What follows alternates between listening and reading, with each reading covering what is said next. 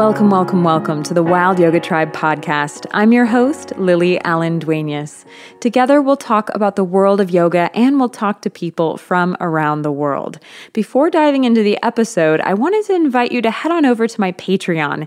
It's brand new, newly minted, bright and shiny, and I would love your support.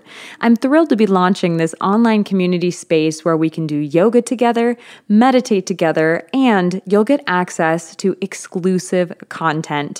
Get ready for some private Zoom Q&As, free printable art, meditation recordings, and more. Follow the link in the bio to get started. Ready to dive in? Let's go. Welcome back to the Wild Yoga Tribe podcast. Today, I am so excited to be joined by Laura Alvarez, also with her spiritual name of Satpur Kaur. She's a Kundalini yoga teacher from Colombia, and she first started practicing Kundalini yoga 25 years ago in Barcelona when she was living there for 8 years while attending university. She did her yoga teacher training also in Kundalini yoga in Barcelona and then returned home to Bogota, Colombia to open her own yoga studio called Happy Yoga. It's actually one of the largest and one of the oldest studios in Colombia. And I'm so excited to hear more from Laura about all of her story, her journey, her trainings, and her wisdom. So thank you so much, Laura, for being here on the show today. Oh, thank you. Thank you. Thank you. I'm happy to be here and just open to our conversation. Glad to be invited and so grateful. Me as well. And so, Laura, how did you first encounter yoga for the first time? I know you were in Spain at the time, but how did yoga really come into your life? Okay, yes. I was living in Barcelona and my sister was coming to visit me, but she was a little bit depressed. She was sad. So I asked to one of my theater teacher, because I was studying dramatic art theater. So I asked to my teacher, what can I do with my sister? She's coming here to visiting me, but she's sad. And my teacher says, oh, you can go with her to Happy Yoga. It's a yoga studio and it's very nice. So I say, okay. And we go to Happy Yoga. It was a Monday, I remember. And we do the yoga class on Monday, on Tuesday, on Wednesday, on Thursday, on Friday. And after she leaves Barcelona better, and I stay and I went to yoga class all day, Monday, Tuesday, Wednesday, Friday, all day. And it became my love. I was like my heart open and I discovered there a practice when I can just close my eyes, because I was studying theater and it's like an open eye always, no? When we are in contact with the scene, we have always an eye outside of us. So in the yoga class, I was just with eyes closed in meditation, the chanting, the mantras. It was like, oh my God, this is wonderful. It's magical. So I start and I never stop. And I remember that after 2 years, I discovered that what I am doing is Kundalini yoga, and I have another yogas. Okay. But for me, it's just yoga, and it's a very good and very beautiful door to me. It's so amazing to hear that you came to yoga by trying to help your sister be happy. That's such a beautiful introduction to the practice of doing this service, this act of service and love for your sister. And so how do you feel like yoga has transformed your life or changed your life? I started when I was very young, 25, 24 years ago. I had 10 years. So I live in Barcelona and I was a stranger. I was Colombian. I speak Catalan, of course, but I was a little bit alone there. So when I start my Kundalini yoga classes, it's to be again at home, because I was in my heart again with me. And I remember that I was crying during 1 year. 1 year! All my classes, I went there, the mantras start, and I start to make asanas and to cry.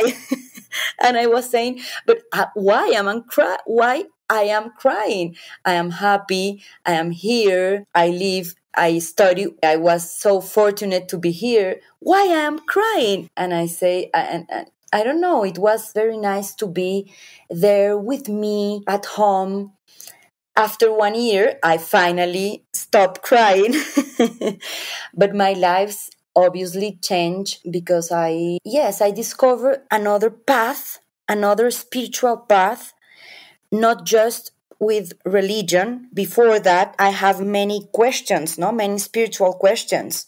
And when I start yoga, I have all the answers.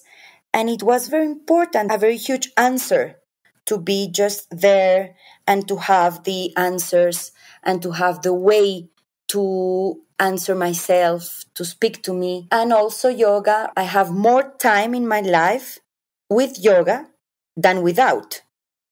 I have right now 23 years. So yoga, it's like a friend who can look me grow. Yoga has seen me grow. Yoga, like a friend who sees you for who you truly are, seeing you Yes, without any and artificial filters like that. yes, I grew with the yoga practice around me. I've also had yoga in my life for over half of my life as well. And so I know what you mean, how it is like this kind of beloved friend or this mentor or guide. Yes, And it's amazing how, for me, at least, especially in the very beginning, because I started when I was 16, it ebbed and flowed in my life. It really wasn't that constant companion until the last, we'll say, 7 years or so. But just knowing it was always there to support and to help me, just to help. It just felt so integral to who I am today. And I love how you described it.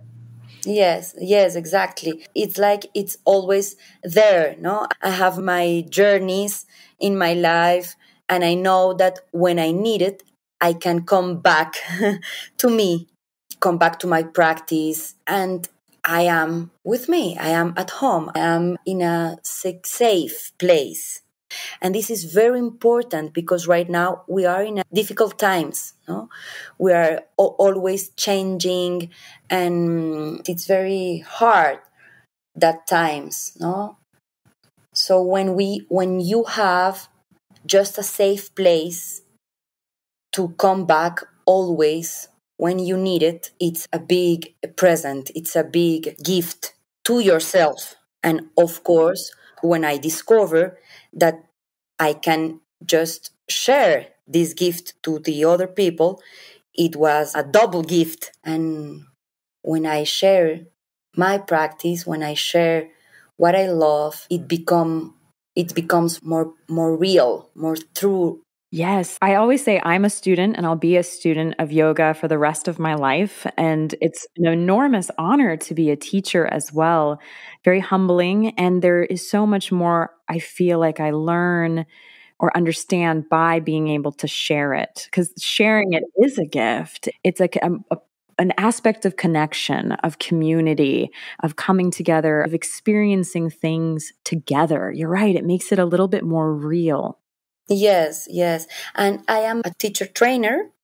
So you have also to study. And it's very interesting to study because it never ends. I never ends to study. I want to study the Upanishads, and I never end. The Vedas, and I never end. Patanjali, and I never end.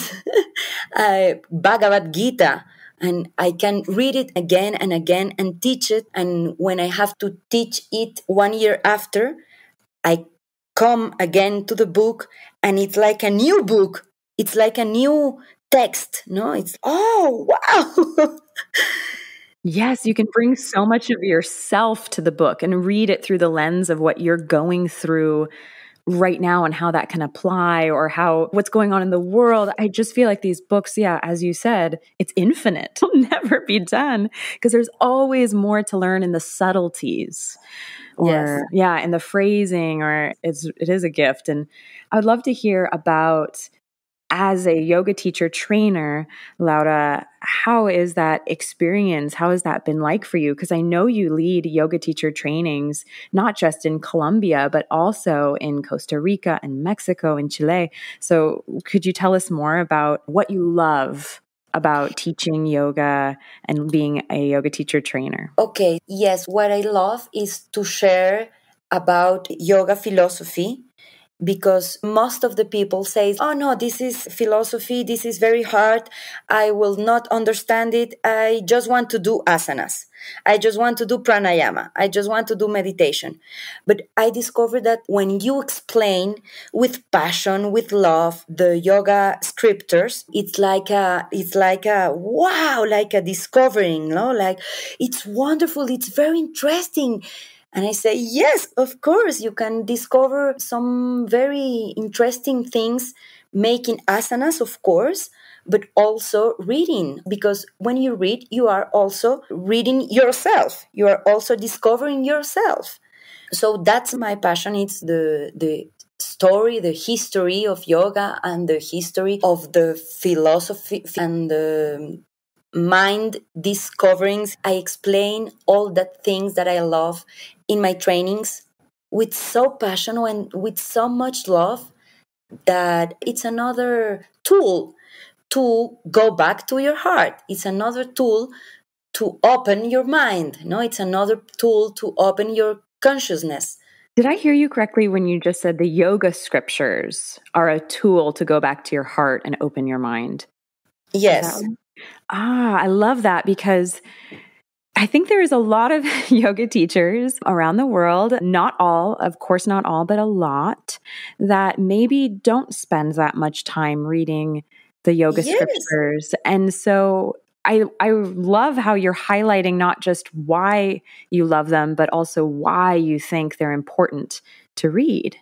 Yes, it's very important. When we have the popular 8 branches, it's a very popular part of the big philosophical yoga. But in one of them, if you remember, in niyamas, we have svadhyaya, and it's the practice of reading or return to the yoga scriptures and discover by reading, by studying, discover yourself, of course, yourself.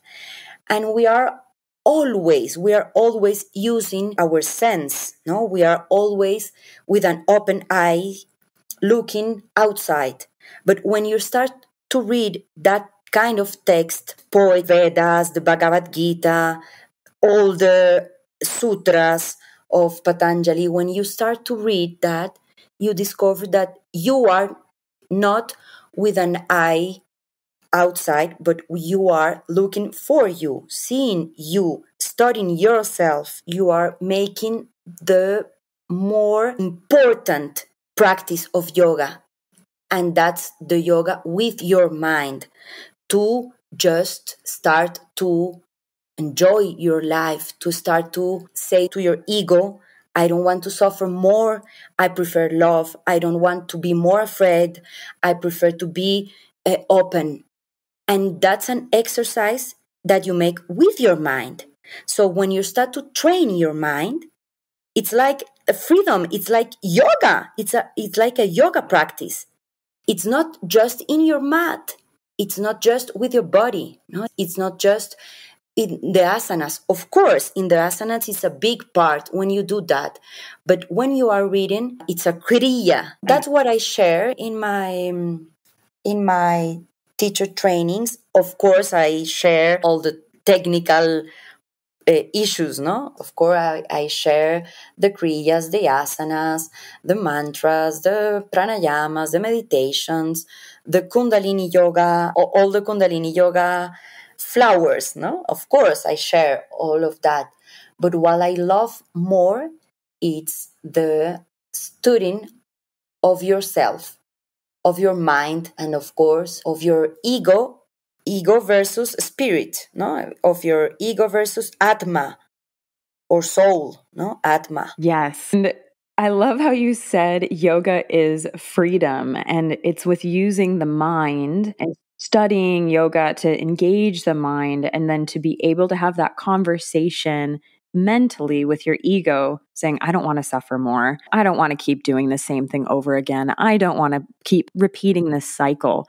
So important to have that conversation with ourselves. And it can only happen in silence or, I will say in silence, because if we are constantly watching news and on our phones and distracted, how can we have that conversation with ourselves? Or how can we take the time to observe? To observe and be still and notice, those are my habits. Those are the patterns.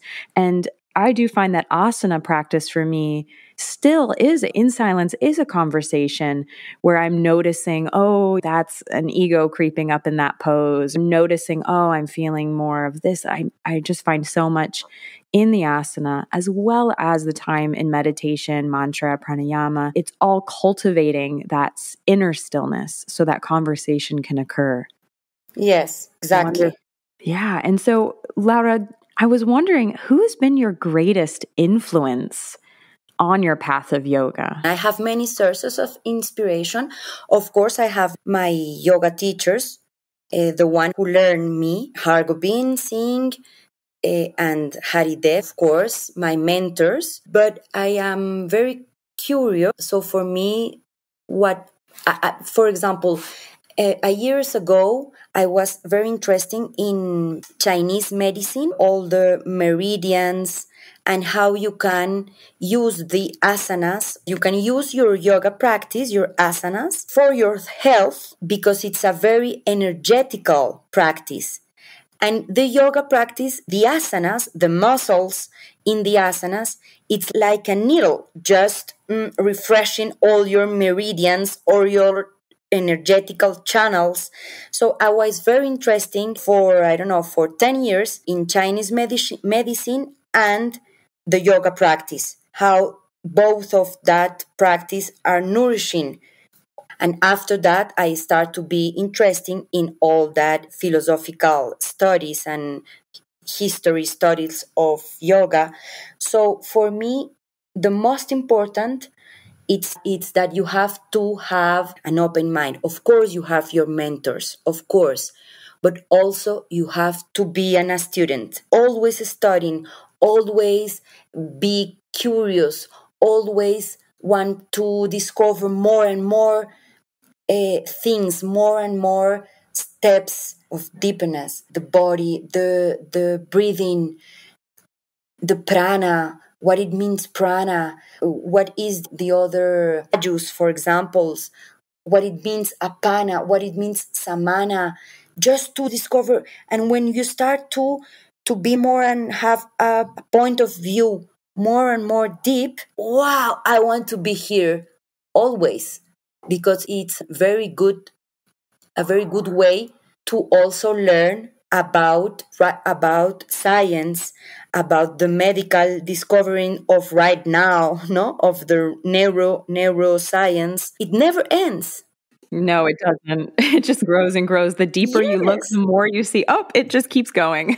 exactly. In my Buddhist inspiration, I have Thich Nhat Hanh. I love to read the Thich Nhat Hanh books. I love to chant mantras, of course.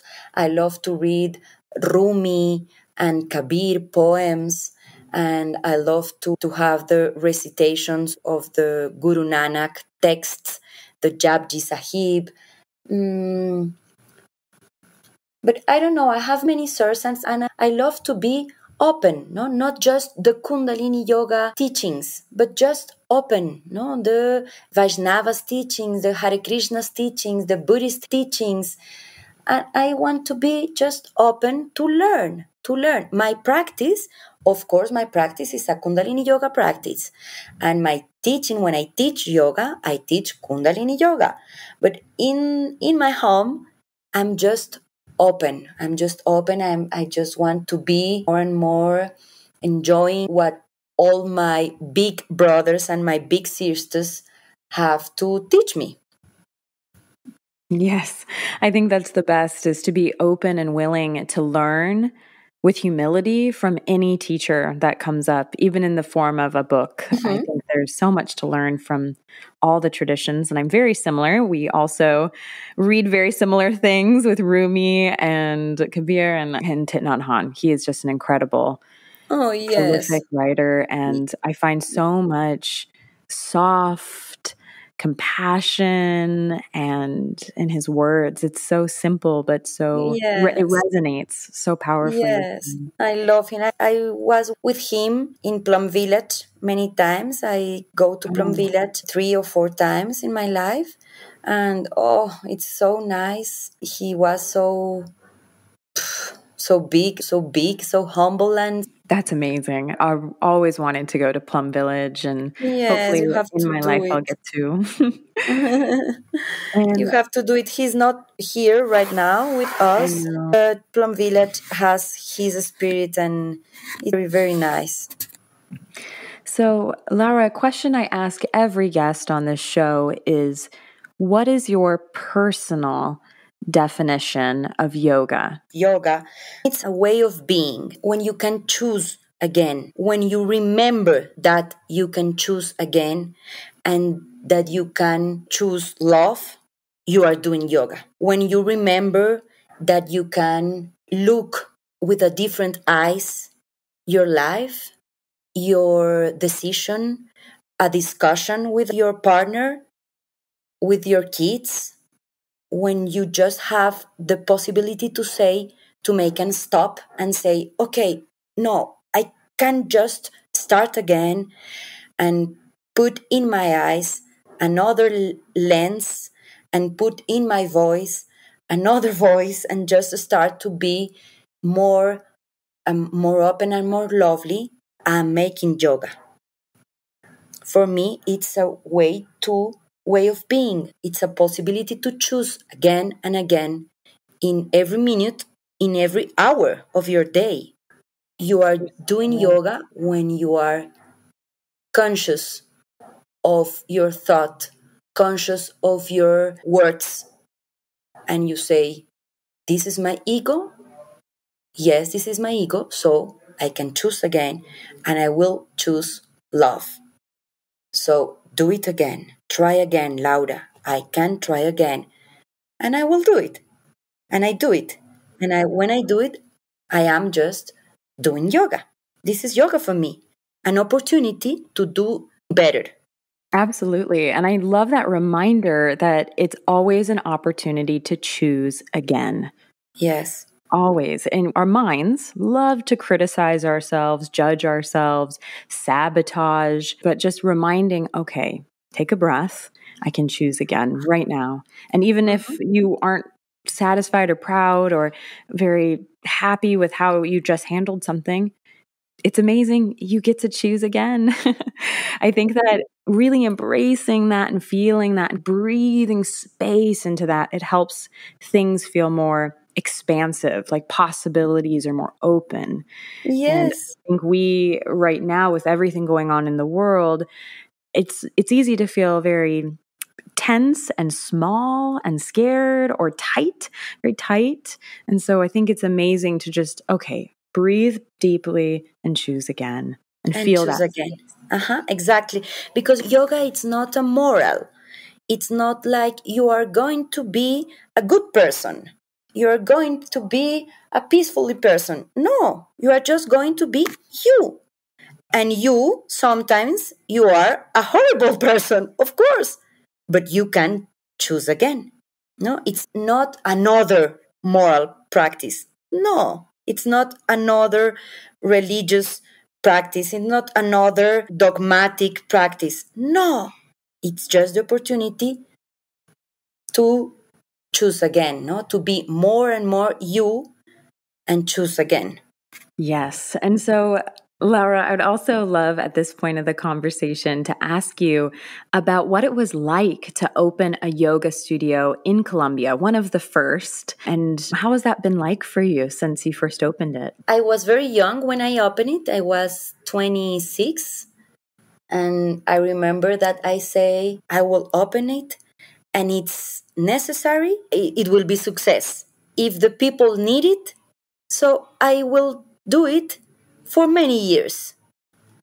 But I can close it whenever it wants. No, I say to my guru, to my spirit, to God. No, I say to God, if you want, I can close it. But if for you it's okay that I continue to have my yoga studio open, so I'm just in your hands. That's what I say at 26 years when I open my yoga studio. And after each year, I repeat it. No, I close in December the yoga studio for holidays, and I say to God, if you want, I reopen in January. If you want, I can just close it. Because it's not for me, no? It's for the people. It's for my people. It's not for me. And this is not just words. You have to trust me. It's not just words. It's the truth for me. If I have to close it, I will close it. And if you want that I continue, I just be here 1 year more. That's my way. That's my story. This is my key to success. Just to have a conversation with my guru and just to be in his hands. Oh, that's amazing. That lack of, as I said earlier, like tightness, like gripping. You're not gripping your studio saying it's mine, it's mine, it's mine. You have this open palm and you're saying it's yours. And that's amazing. What a gift It's to give yours. yeah, it's yours. It's not mine. And that's amazing. And would love to hear about how yoga is like in Bogota or in Colombia. Is yoga very popular? Or when you opened that yoga studio when you were 26, was it something that people knew what it was? I'd love to hear more about yoga in Colombia. Yes, it becomes more and more popular by the years. No, right now it's very popular. Of course, the Hatha yoga practice is more popular than Kundalini yoga. The Vinyasa practice, also the hot yoga, it's very popular. But I think that it's like in all the big cities, it's like this. No, you have more people going to yoga in the gym just to have another body practice, and they start with the body, and after they start to discover more things. No, they start to discover that yoga, it's not just the body, it's not just asanas. But right now it's very popular. We have many yoga teachers. We don't have many yoga studios because of the pandemic. Many yoga studios closed, many, but we have yoga teachers in the gyms, in the also in the office, in the schools, in the universities. So it's very popular. It's very popular in the big cities, and of course for the people who have the opportunity, the money to pay a yoga class or the money to pay a gym.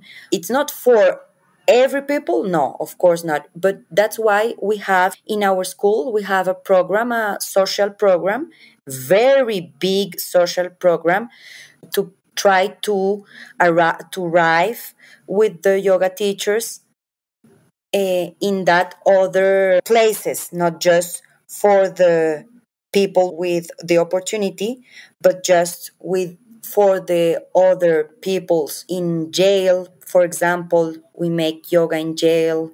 We make yoga for the people who are in the peace process. We have just in Colombia, we are in the middle of a peace process.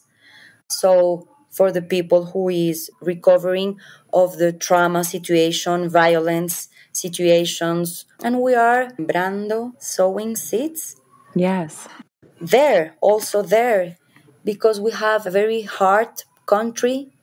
It's not easy here for everyone, but if you can just share your practice and just sow seed in different places, you are making a very good work and a very important and huge work. I cannot agree more. I think planting seeds is part of yoga too. It's part of being on the spiritual path, is just being willing to plant the seeds and hope that fertile soil will sprout them.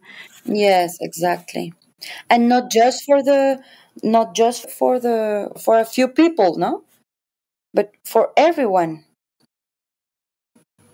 Yeah, absolutely. And that's when I think of seeds, I think of having a lot of seeds in your hands and scattering them, really being willing to just let go of all of these and just give.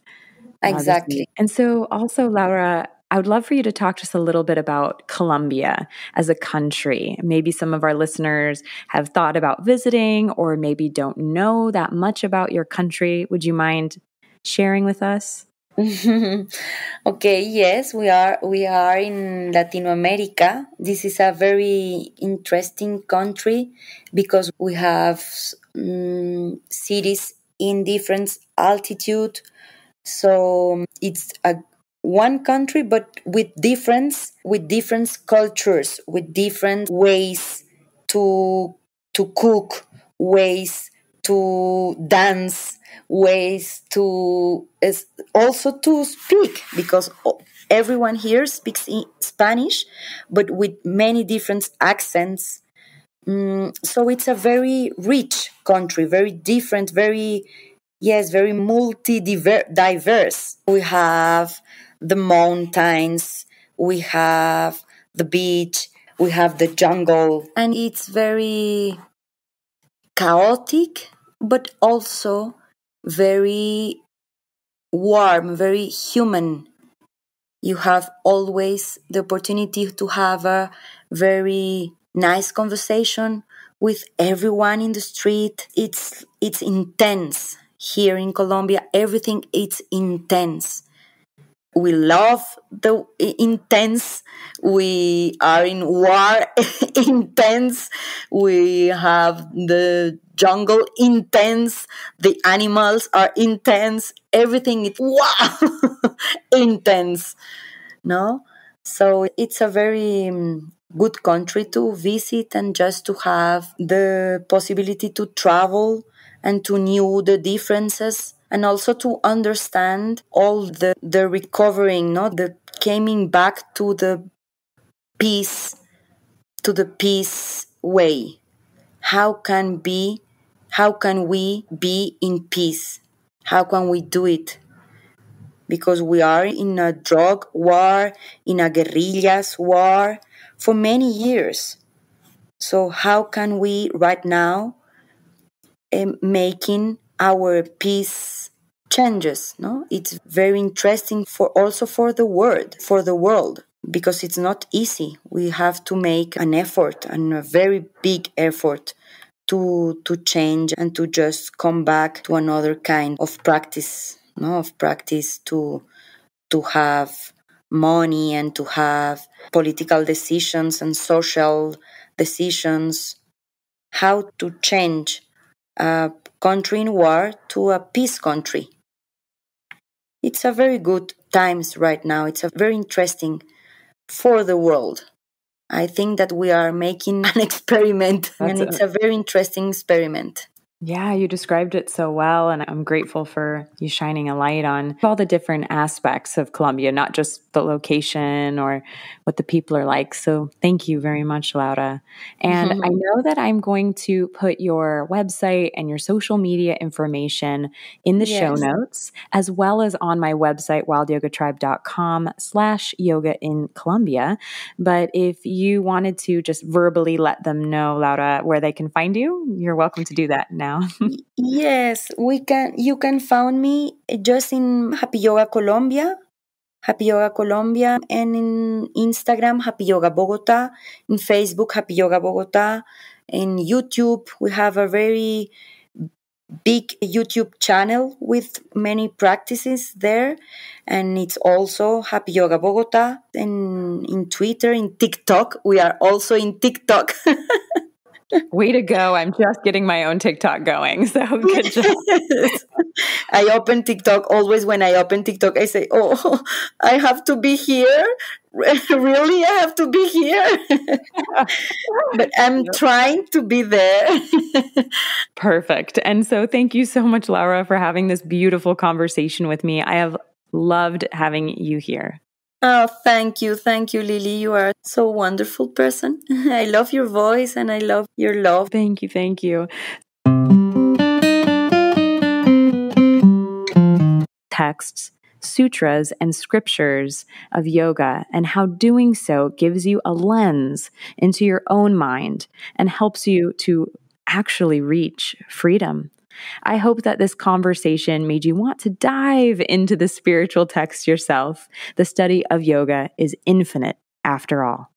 If you're looking to tune into a podcast episode that's all about devotion to understanding the self and seeking deeper levels in your own being, then this is the conversation for you. Thank you for listening to the Wild Yoga Tribe podcast. Be well. Thank you for the gift of your attention today. If you feel called, please share this episode with someone who you think could benefit from it. Leaving a review would also be so appreciated. I also hope you can join me online on my website, wildyogatribe.com, or on social media. I would love to get to know you better. I would love to share with you and to hear your thoughts. Send me a DM, send me a note, get in touch. It would be great to hear from you. And as always, be well, dear one, be well.